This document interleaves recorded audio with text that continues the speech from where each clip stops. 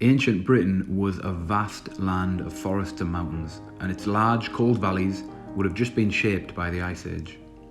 Around 4,000 years ago, the land was quickly transforming again with human activity.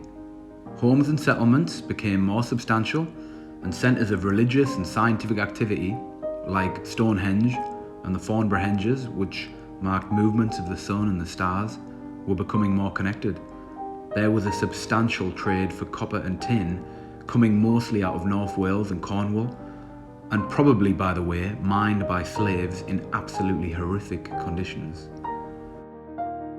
Perhaps 1 million people lived here in Britain by 1500 BCE in a mixed and complex society. The arrival of the Romans, just over 1,000 years later, accelerated commerce, and ancient road networks were built over with stone, some of which are still in use today.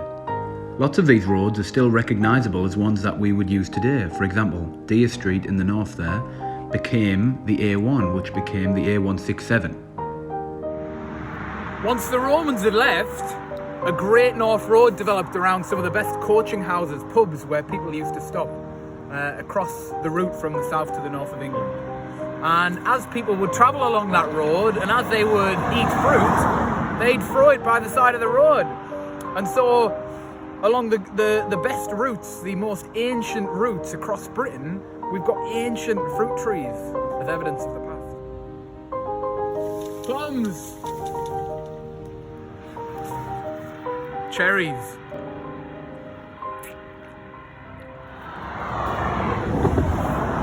blackberry.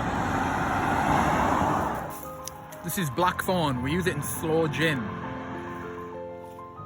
Very similar to the blackthorn, probably brought here or created by the Romans. This is the damson plum.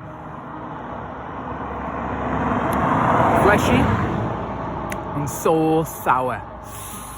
And apples, the very thing that probably powered as a transportable foodstuff, transformed the Roman Empire and powered the British Empire.